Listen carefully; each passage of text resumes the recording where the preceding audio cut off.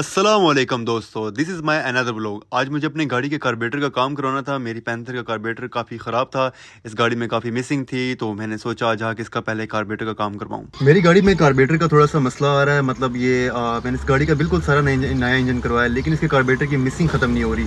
तो मुझे किसी ने बताया कि सुल्तान को बहुत अच्छा मैकेनिक है जो सिर्फ और सिर्फ कार्बोरेटर की सेटिंग करता है और एवरेज भी अच्छी हो जाती है गाड़ी की। ये मेरे पास आल्टो भी एक 60,000 सीसी है, लेकिन ये पैंथर है, इसने मेरा कभी साथ नहीं छोड़ा। लेकिन ज़ाहिर सी बात है, अब इसको भी कभी कभी बीमारी लग जाती है, तो इसको भी साथ साथ मुझे ठीक करवाना है। तो अभी मैं जा रहा हूँ सुल्तान खूह पे, देखता हूँ मैकेनिक कैसा है और इसका कैसा काम करके देता है। मैं आपको साथ साथ इसके बारे में बताता रहूँगा।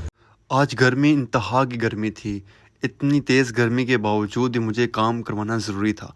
इसीलिए मैंने सोचा कि आज मुझे जाना ही होगा, क्योंकि रश भी काफ़ी होता है और मुझे आज भी पता था कि मैं जा रहा हूँ, लेकिन वहाँ पे आज भी काफ़ी रश होगा, क्योंकि सुल्तान की खूह पे हमेशा भी जाए ना तो वहाँ पे काफ़ी रश होता है, तो मतलब आपको टाइम ही नहीं मिलता। क्योंकि कार्बोरेटर वाले ने मुझे कहा था अगर आपने आना है तो सुबह-सुबह आइएगा, मतलब 9-10 बजे, लेकिन उस टाइम मेरी आँख नहीं खुल सकी तो मैं नहीं जा सका। खैर मैंने कहा अभी निकल जाता हूँ, जाके अब इस कार्बोरेटर की जाके सेटिंग करवा लेता हूँ।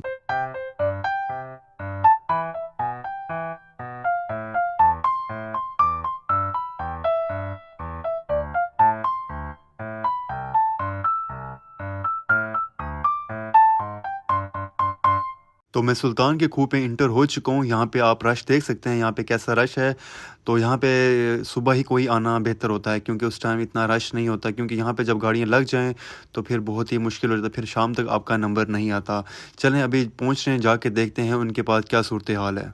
शुक्र है मैकेनिक फ्री बैठा हुआ था, उसने मेरी गाड़ी को देखा और चेक किया। उसने कहा मैं इसका कार्बोरेटर की सेटिंग कर देता हूँ। मैंने उसको बताया कि इसके कार्बोरेटर की सेटिंग बहुत ख़राब हुई है, गाड़ी मतलब अप एंड डाउन कर रहा है, इसका आरपीएम जो है वो अप एंड डाउन हो रहा है, लेकिन मुझे इसकी समझ नहीं आ रही मुझे क्या करना चाहिए। तो मुझे इसने बोला कि आप फिक्र ना करें, मैं इसको ठीक कर देता हूँ, इसकी सेटिंग डिस्टर्ब हुई है, मैं इसकी सेटिंग को ठीक कर देता हूँ।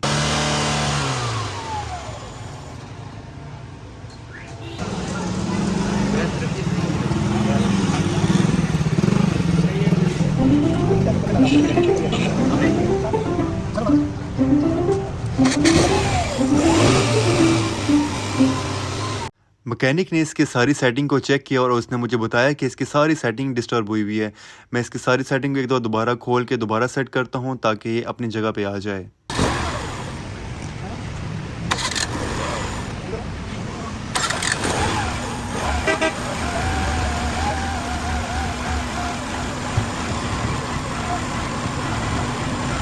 मैकेनिक ने इसके मिक्सचर पे धागे को लगाया। इसने कहा कि ये कहीं से हवा ले रहा है, ताकि इसकी हम हवा को ब्लॉक करेंगे फिर इसका आरपीएम अपनी जगह पे आ जाएगा। तो फाइनली इस मैकेनिक ने मेरी गाड़ी के आरपीएम को ठीक कर दिया, मतलब मेरी गाड़ी अब ठीक थी, मतलब अप एंड डाउन नहीं हो रही थी।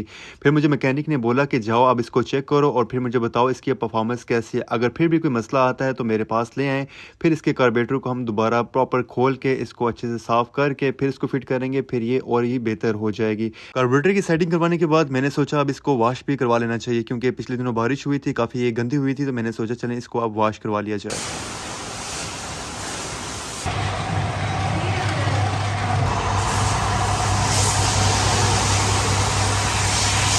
गर्मी काफ़ी ज़्यादा थी, क्योंकि मेरी गाड़ी वॉश हो रही थी, तो मैंने सोचा क्यों ना गन्ने का जूस पी लिया जाए और थोड़ी सी गर्मी को भगा लिया जाए। तो फाइनली मैंने अपनी पैंथर को वॉश करवा लिया। बहुत गंदी हुई थी यार, तो मैंने सोचा चलो इसको अच्छे से वॉश करा लूँ, यार ये बड़ा साथ देती है।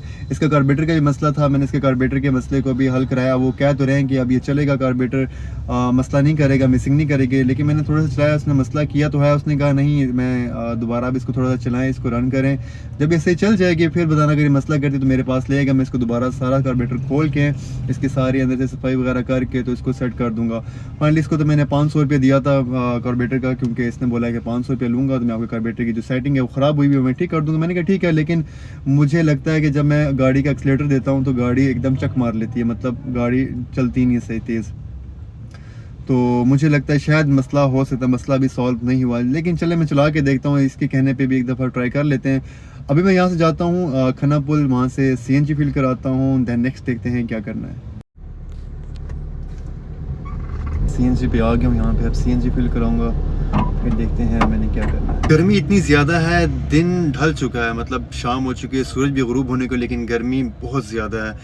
मेरे चेहरे की आप हालत देख रहे हैं, ठीक है, अभी भी मतलब मैं पसीना पसीना हूँ, ठीक है। और यार इतनी सख्त गर्मी है, पता नहीं, अभी तो जून भी नहीं लगा, जून जुलाई में क्या होगा। अल्लाह खैर ही करे, अल्लाह करे बारिशें होते रहें। आप लोग भी सब दुआ करें, अल्लाह करे बारिशें हो जाएं ताकि ये गर्मी जो है वो कम हो सके। काफ़ी देर इंतज़ार करने के बाद मुझे अभी तक राइड तो नहीं मिली, क्योंकि यार संडे भी है और गर्मी में कोई भी बंदा बाहर नहीं जाता होता।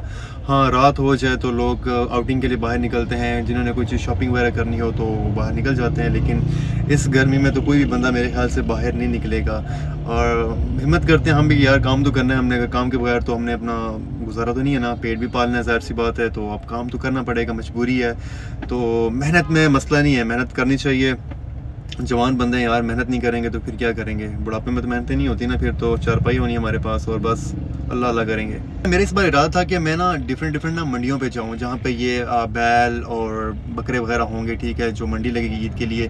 तो लेकिन इस बार तो कोई सूरत हाल नज़र नहीं आ रही, क्योंकि पहले 10-15 दिन पहले मेरे ख्याल से मंडी लग जाती, लोग पंजाब से अपने जानवर ले आते थे, लेकिन अभी तो यहाँ पे कोई भी मंडी नहीं लगी। यहाँ खन्ना पुल पास बहुत बड़ी मंडी लगती थी, यहाँ पे भी नहीं है। आई थिंक सो I-10 में भी किसी ने बोला था कि वहाँ पे भी है, पीरदही के पास, लेकिन वहाँ पे भी अभी कोई मंडी नहीं लगी हुई। हाँ, टेंच वाली साइड पे मंडी लगी हुई है, लेकिन वो काफ़ी दूर पड़ जाता है, फिर मैं वहाँ पे जाऊँगा कैसे ना जाऊँ, लेकिन गर्मी इतनी होती है, मैं कहता हूँ शाम के टाइम जब अंधेरा हो जाएगा। तो मैंने सोचा कि एक दिन ऐसा रखता हूँ कि जाके ना मंडियों पर जाके ना रेट पता चलें कि यार इस बार वो रेट हैं या नहीं है। पिछले साल तो मुझे याद है हम लोग ईद वाले दिन भी मंडी पे गए थे, लोग रख के बैठे हुए थे, लेकिन उन्होंने अपने रेट में कमी नहीं की थी। उन्होंने कहा था नहीं, इससे कम हमने देना भी नहीं यार, अब तो ईद का दिन भी आ गया, अब तो दे दो। उन्होंने कहा जी नहीं। इस बार अल्लाह से दुआ है कि ये लोग मुनासिब रेट पे अपना जानवर फरोख्त करें ताकि हर बंदा खरीद सके इनसे। काफ़ी देर वेट करने के बाद मुझे एक अच्छी राइड मिल जाती है, जो कि खन्ना पुल से न्यू कटारियों की थी। इसने मुझे अच्छा फेयर दिया तो मैंने एक्सेप्ट कर ली। मैंने कहा चलें, अच्छा फेयर भी है और साथ साथ इंजॉय भी हो जाएगा। न्यू कटारियों के बाद मुझे 10 साइड की एक राइड मिल जाती है। मैं उस साइड पे जाता तो नहीं हूँ, लेकिन मैंने कहा चलें इस तरह फ्री बैठने से बेहतर है कि मुझे राइड मिल रही है तो मैं क्यों ना चला जाऊँ वहाँ पे। यहाँ पे मैं इसलिए नहीं आता क्योंकि यहाँ पे इतनी ज़्यादा ट्रैफिक होती है, यहाँ पे छोटे छोटे से बाजार हैं और बंदा यहाँ अगर आए तो फंस जाता है। ये बिल्कुल आपके सामने है कि यहाँ पे आना कितना ही मुश्किल हो जाता है और यहाँ से निकलना ही उससे ज़्यादा मुश्किल है। टेंच बार्टर से मुझे PWD की राइड मिल जाती है। मैंने कहा चलो यहाँ से निकलने का अच्छा मौका है। मैं थक भी चुका था, काफ़ी टाइम हो चुका था। मैंने कहा अब घर जाता हूँ क्योंकि मुझे वीडियो भी एडिट करनी थी। अगर आपको मेरी वीडियो पसंद आई तो इसको लाइक एंड शेयर ज़रूर कीजिएगा। मिलते हैं नेक्स्ट व्लॉग में, तब तक के लिए अल्लाह हाफिज़।